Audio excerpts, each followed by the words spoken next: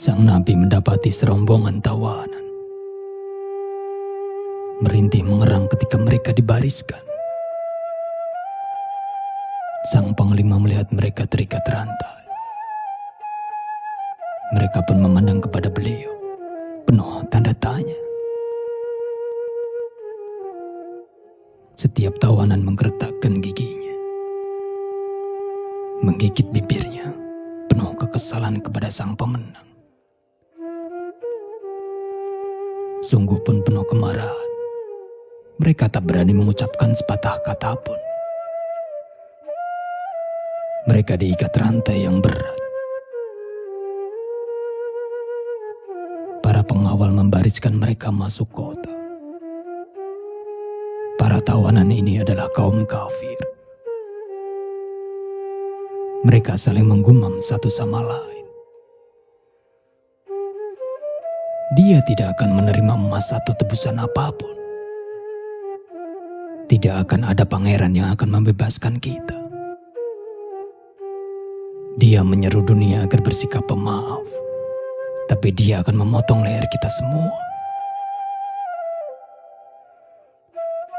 Dengan aneka perasaan berkecambuk, mereka digelandang penuh kecemasan, menunggu keputusan sang pemimpin. Mereka berkata,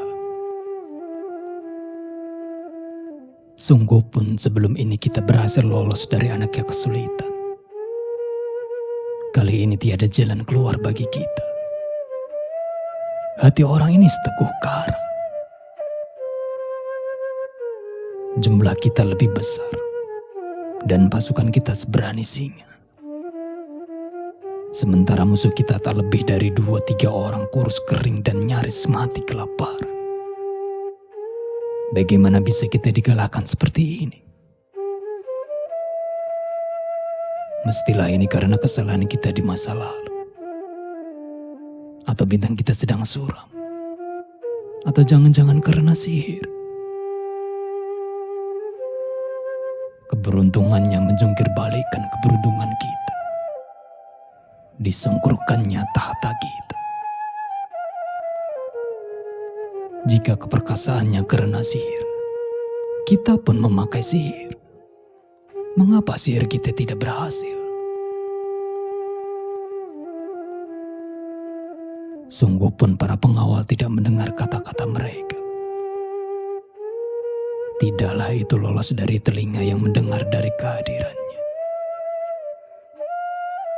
Harumnya jiwa Yusuf tak terendus oleh mereka yang menawannya. Tetapi Yakub menciumnya. Setan-setan yang ingin mencari berita dari langit tidak mendengar rahasia dari catatan yang terjaga. Tetapi ketika Muhammad berbaring dan tertidur, rahasia mereka datang dan berkumpul bersama beliau. Bintang cemerlang menjadi penjaga dan mengusir para setan. Sambil berkata, "Jangan mencuri. Dan terimalah rahasia dari Muhammad. Wahai mereka yang takut kurang rezeki dan karenanya berdagang sejak fajar. Pergilah ke masjid dan carilah bagianmu yang Allah sediakan." Sang Nabi saat itu memahami ucapan mereka. Lalu berkata, "Tertawaku tadi tidak berasal dari kekejian. Dalam pandanganku mereka itu sudah mati dan membusuk. Bukanlah tindakan orang yang benar membunuh mereka yang sudah mati. Memangnya siapa mereka? Telah terbelah bulan ketika kujejakkan kaki di medan perang. Ketika kalian masih bebas dan kuat, telah kulihat kalian terbelenggu rantai seperti ini. Wahai orang-orang yang membanggakan banyaknya harta dan anak. Dalam pandangan pemilik akal sejati, kalian tidak lebih daripada unta renta. Sejak piala terjatuh dari atap, telah jelas bagi mata batinku. hakikat yang dikemas dalam sabda. Semua yang sudah ditetapkan pastilah terjadi. Pada buah anggur mentah, telah jelas kulihat cairan anggur apa yang akan terbentuk. Kulihat pada sesuatu yang belum mewujud, dan kusaksikan wujudnya dengan jelas. Kulihat pada kesadaran terdalam, dan kutatap sebuah semesta tersembunyi. Sementara Adam dan Hawa belumlah lagi dibangkitkan di semesta yang ini. Telah kulihat kalian dirantai, kalah dan putus asa. Ketika umat manusia berbaris bagaikan semut pada hari perjanjian. Ketika kemudian diciptakan langit tanpa pilar, tidaklah itu menambah kepada apa yang telah ku ketahui. Telah kulihat kalian tersungkur sebelum jasadku dibentuk dari tanah dan air. Tak kulihat sesuatu yang baru, yang karenanya pantas aku bergembira. Telah kulihat hal yang sama selama kemakmuranmu dahulu, terikat kepada rantai kemurkaan. Sungguh itu kemurkaan yang mengerikan. Apakah kalian akan iri kepada musuh yang memakan gula beracun? Dan kalian memakan racun itu dengan senang. Sementara kematian secara rahasia telah menggenggam kedua daun telinga kalian. Tidaklah aku berperang untuk memperoleh kemenangan dan menguasai dunia. Karena dunia ini adalah tulang bangkai yang menjijikkan. Bagaimana mungkin aku menginginkan bangkai seperti itu?